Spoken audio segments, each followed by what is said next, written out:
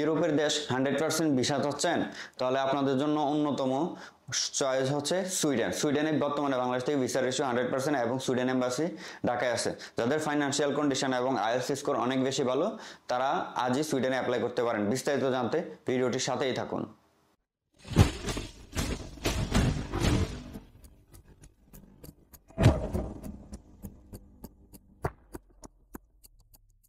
আসসালামু আলাইকুম, সবাই কেমন আছেন? আশা করি সবাই আল্লাহর রহমতে ভালো আছেন। আমিও আপনাদের দোয়া এবং আল্লাহর অশেষ রহমতে ভালো আছি। আমি Naushad Hossain, Malaysia city university থেকে ব্যাচেলার কমপ্লিট করে মাস্টার্স করতেছি এবং আমার মাস্টার্সের একদম শেষ পর্যায়ে আছি। আগামী ডিসেম্বর মাসে আমার মাস্টার্স হয়তো বা শেষ হয়ে যাবে, এই আর কি।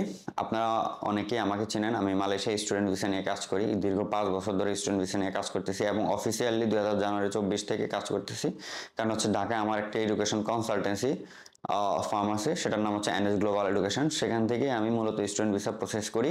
আমার এই দীর্ঘ কাজের জার্নি থেকে, সফলতার সহিত কাজ করার অভিজ্ঞতা থেকে আমি মূলত এখন ইউরোপের কাজ হাত দিয়েছি এবং ইউকের কাজও করতেছি। তো আজকে আমি মূলত সুইডেন নিয়ে কথা বলবো। সুইডেনের আজকে বেসিক যে রিকোয়ারমেন্টসগুলো সেগুলোই আপনাদেরকে এই ভিডিওতে বলার চেষ্টা করব। সুইডেন ইউরোপের একটি সমৃদ্ধশালী দেশ। ইউরোপের যে টপ যে কান্ট্রিগুলো আপনারা যদি কাউন্ট করতে পারেন, মানে মনে করেন, তার মধ্যে হচ্ছে সুইডেন অন্যতম। সুইডেন বসবাসের জন্য খুবই উপযুক্ত এবং এটা হচ্ছে আপনার আধুনিক বিশ্বের অন্যতম একটা কান্ট্রি হচ্ছে সুইডেন। এখানে খুব দ্রুত পিআর পাওয়া যায়। সুইডেনে আপনাকে যেতে হলে মোটামুটি হাই কোয়ালিফাইড হইতে হয়। হাই কোয়ালিফাইড হওয়ার, আপনি যেমন যেতে আপনার জন্য অনেক কোয়ালিফিকেশন, অনেক ভালো প্রয়োজন হয়, সেই ক্ষেত্রে আপনার সেখানে যাওয়ার ফ্যাসিলিটিস অন্যরকম, জীবনযাত্রার মানও অন্যরকম, এই আর কি। তো ওইদিকে না যায়, আশা করি যারা ইউরোপে যেতে চান বা সুইডেনে যেতে চান তারা অবশ্যই এই বিষয়ে আমার থেকে বেসিক জ্ঞান ভালো জানবেন। কারণ আমি নিজেও যখন স্টুডেন্ট অবস্থায় কোনো দেশে যাওয়ার জন্য ট্রাই করছি বা মালয়েশিয়া আসার ট্রাই করছি, আমি সেই দেশের আন্তঃবান্ত সব গুগল থেকে বা নেট থেকে সব কিছু জেনে নেওয়ার চেষ্টা করছি। সো আপনারাও সেম আমি মনে করি, কারণ আমি নিজেও একজন স্টুডেন্ট। সো আপনারাও যেহেতু স্টুডেন্ট, সো আপনাদের যে অনুভূতিগুলা বা থিঙ্কিংগুলা এগুলো অনেকটাই আমার সাথে কাজ করবে আর কি। ওইদিকে না যায়। সুইডেনে মূলত দুইটা সেশন, একটা হচ্ছে অটম সেশন আর একটা হচ্ছে স্প্রিং সেশন। অটম সেশনের অ্যাপ্লিকেশনটা শুরু হয় মিড অফ অক্টোবর থেকে শুরু করে মিড অফ জানুয়ারি পর্যন্ত। সুইডেনের যে অটম সেশনের যে অ্যাপ্লিকেশনটা এটা চলতে থাকে এবং স্প্রিং সেশনের অ্যাপ্লিকেশনটা হচ্ছে জুনের ফার্স্ট উইক থেকে শুরু করে অগাস্টের মাঝামাঝি এবং কিছু ইউনিভার্সিটিতে অগাস্টের শেষ পর্যন্ত অ্যাপ্লিকেশন চলে। সুইডেনে দুই ধরনের ইউনিভার্সিটি আছে, পাবলিক প্রাইভেট, তবে পাবলিক ইউনিভার্সিটির সংখ্যাই বেশি।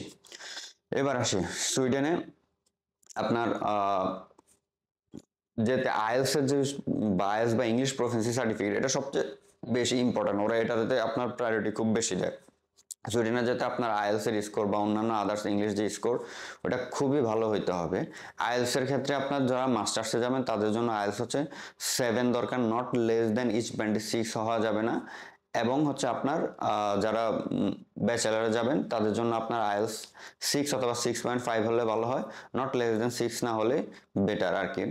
আপনার অ্যাপ্লিকেশন করতে কি কি ডকুমেন্টস লাগবে? আপনার অ্যাপ্লিকেশন করতে, আপনি যারা ব্যাচেলারে অ্যাপ্লাই করবেন তাদের জন্য আপনার এসএসসি এইচএসসি সার্টিফিকেট, ট্রান্সক্রিপ্ট এগুলো লাগবে। সিজিপি মিনিমাম, মানে এইচএসসিতে তো সিজিপি না, জিপিএ মিনিমাম 3 হলে বেটার। 3 হলে আপনি ইজিলি অ্যাপ্লিকেশন করতে পারবেন। এবং মাস্টার্সের ক্ষেত্রে আপনার হচ্ছে অনার্সের সার্টিফিকেট এবং মার্কশিট, ট্রান্সক্রিপ্টটা লাগবে। এবং আবেদন করতে আপনার সিজিপি মিনিমাম 3 হতে হবে। 3 এর নিচে হলে অফার লেটার পাওয়াটা একটু ডিফিকাল্ট, পাওয়া যায় না বললেই চলে। এবার আসি সুইডেনে আপনার টিউশন ফি কত। সুইডেনে টিউশন ফি অন এভারেজে আপনার অন এভারেজে 7,000 ইউরো থেকে 15,000 ইউরো হয়ে থাকে। সেটা কোর্স এবং ইউনিভার্সিটি ভেদে এক এক ইউনিভার্সিটিতে এক এক রকম হয়ে থাকে। ব্যাচেলারে অ্যাভারেজে টিউশন ফি 7 থেকে 10,000 ইউরো, আর আপনার যদি মাস্টার্সে ধরেন সেটা 10 থেকে শুরু করে 12-13,000 ইউরো ইয়ারলি হয়ে থাকে। এখন অনেকে বলতে পারেন, ভাই এত টাকা দিয়ে পড়বো, এত টাকা কি সম্ভব কিনা, বা এটা তো হিউজ কস্ট আর কি। আমি বলবো যাদের বাজেট আছে, যারা ফাইন্যান্সিয়ালি ওকে আছেন, তারা আপনারা অ্যাপ্লাই করতে পারেন। আপনি যখন এতটা বিগ অ্যামাউন্ট দিয়ে পড়বেন, আপনার লাইফ সিকিউরিটি বা লাইফের ফিউচার কিন্তু অনেক বেশি স্ট্রং হবে। আপনার ভবিষ্যতের যে সফলতা পাওয়ার নিশ্চয়তার সংখ্যা অনেক বেশি। যেমন এখানে যেতেও আপনার যেমন ডিফিকাল্ট, কষ্ট অনেক বেশি, সেজন্য আপনার ওখানকে আপনি যখন যেতে পারবেন সাকসেসফুলি, সেখানে আপনার সফলতার সংখ্যাও, সফলতার হারও অনেক বেশি।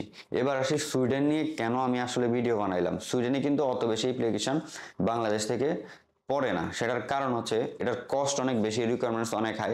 সো অনেকে এর সাথে অভ্যস্ত না। আমরা ন্যাচারালি বাংলাদেশিরা ম্যাক্সিমাম মধ্যবিত্ত বা নিম্ন মধ্যবিত্ত ফ্যামিলির, আমরা একটু কমের মধ্যে 7-8 লাখ এর মধ্যে টোটাল খরচ, বা 10 লাখ, অনেকের ক্ষেত্রে 10 লাখ করাও খুব ডিফিকাল্ট হয়ে যায়, ম্যাক্সিমাম 7-8 লাখ।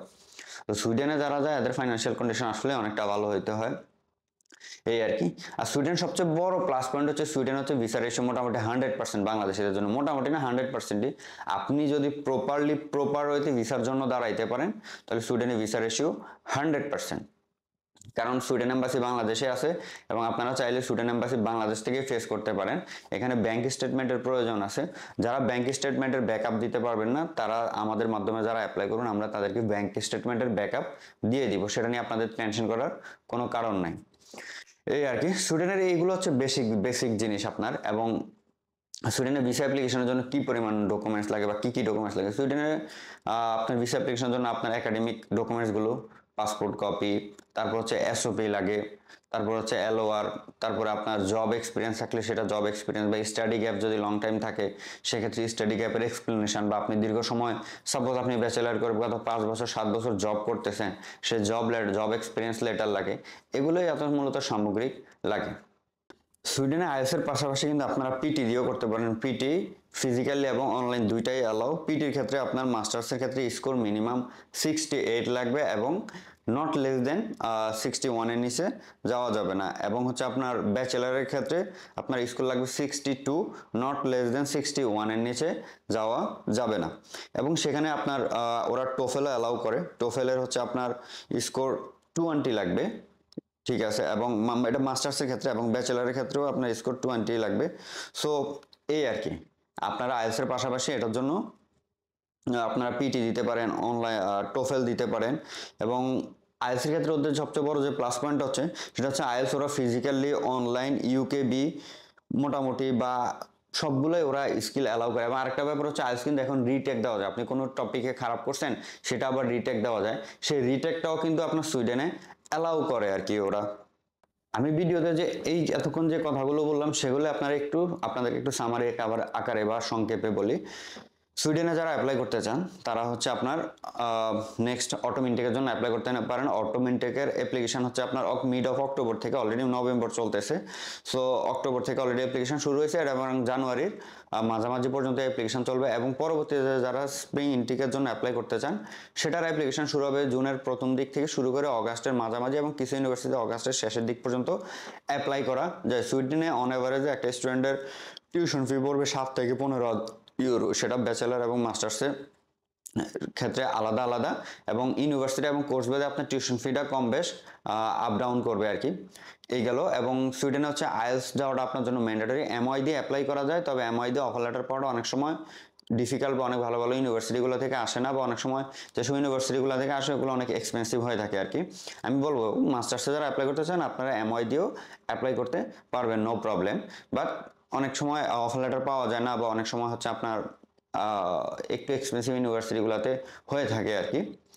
তো সুইডেনে আপনারা যারা মাস্টার্স অ্যাপ্লাই করবেন, তাদের আইএলটিএস মিনিমাম 7 লাগবে, নট লেস দেন 6 হওয়া যাবে না। এবং ব্যাচেলার যারা অ্যাপ্লাই করবেন, তাদের হচ্ছে 6.5 অথবা 6 লাগবে, নট লেস দেন 5 পয়েন্ট বা 6 এর নিচে হওয়া যাবে না। এটা হচ্ছে একটা বিষয়। এবং আপনারা সবচেয়ে বড় প্লাস পয়েন্ট হচ্ছে, সুইডেনে আইএলটিএস আপনার ফিজিক্যালি, অনলাইন, ইউকেবি তিনটাই অ্যালাউ। আরেকটা প্লাস পয়েন্ট হচ্ছে, সুইডেনে আপনার রিটেক যে আইএলটিএস এক্সামটা আছে, মানে এখন হচ্ছে আপনি ধরেন আইএলটিএস এর স্কোর পরীক্ষা দিলেন, স্কোর কোনো টপিক্সে কম আসলো, কোনো পার্টে কম আসলো, সেটা আপনি আবার রিটেক, ওই পার্টটাই খালি রিটেক দিয়ে স্কোর বাড়াইতে পারবেন। সেটা পর্যন্ত সুইডেন অ্যালাউ করে। পাশাপাশি হচ্ছে আপনার ওরা পিটিও অ্যাকসেপ্ট করে, এবং টোফেলও অ্যাকসেপ্ট করে। পিটির ক্ষেত্রে আপনার অনলাইন এবং ফিজিক্যাল দুইটা অ্যালাউ করে, টোফেলের ক্ষেত্রেও সেম, এই আর কি। এটা গেলো আপনাদের বেসিক আইডিয়া। এবং ডকুমেন্টস কী কী লাগে, ডকুমেন্টস হচ্ছে আপনার প্রিভিয়াস একাডেমিক ডকুমেন্টসগুলো অ্যাপ্লিকেশন করতে লাগে। এইখানে আপনার যারা ব্যাচেলারে অ্যাপ্লাই করবেন তাদের জন্য বলবো আপনার এইচএসসির রেজাল্ট মিনিমাম 3 থাকতে হবে, এবং যারা মাস্টার্সে অ্যাপ্লাই করবেন তাদের রেজাল্ট মিনিমাম সিজিপি 3 থাকতে হবে, তাহলে আপনি অফার লেটার পাবেন। এখানে একটা অ্যাপ্লিকেশন ফিজ আছে। অ্যাপ্লিকেশন ফিজ অন অ্যাভারেজে 100 ইউরোর মতো খরচ হয়, প্লাস মাইনাস হতে পারে, এটা ইউনিভার্সিটি ভেদে, এই আর কি। তো আমি এখানে বেসিক যে আপনাদের ইনফরমেশনগুলো দিলাম, আপনারা যারা সুইডেনে অ্যাপ্লাই করতে চান নেক্সট ইনটেকের জন্য, অটম বা স্প্রিং ইনটেকের অ্যাপ্লিকেশন যেহেতু এখন শুরু হয় নাই, তো আমি এটাই বলবো যে অটম ইনটেকের জন্য যারা অ্যাপ্লাই করতে চান তারা আমার সাথে যোগাযোগ করতে পারেন, আমার অফিস এনএস গ্লোবাল এডুকেশনে যোগাযোগ করতে পারেন। আমি এই ভিডিওর ডিসক্রিপশানে আমি আমার কন্ট্যাক্ট ডিটেলস, আমার ফেসবুক আইডি, আমার কন্ট্যাক্ট নাম্বার এবং বাংলাদেশের অফিস অ্যাড্রেস এবং বাংলাদেশের অফিস নাম্বার আপনাদের দিয়ে দিব। একটা বিষয় বলে রাখি, আমি কিন্তু মালয়েশিয়াতে যারা আমার এই ভিডিওটি দেখবেন তাদের জন্য বলতেছি, আমি মালয়েশিয়া থেকেও সুইডেনের ভিসা অ্যাপ্লিকেশন প্রসেস করব, এই আর কি। বিস্তারিত জানতে আমাদের সাথে যোগাযোগ করতে পারেন। আজকে এই পর্যন্তই। সবাই সুস্থ থাকবেন, ভালো থাকবেন। আল্লাহ হাফেজ।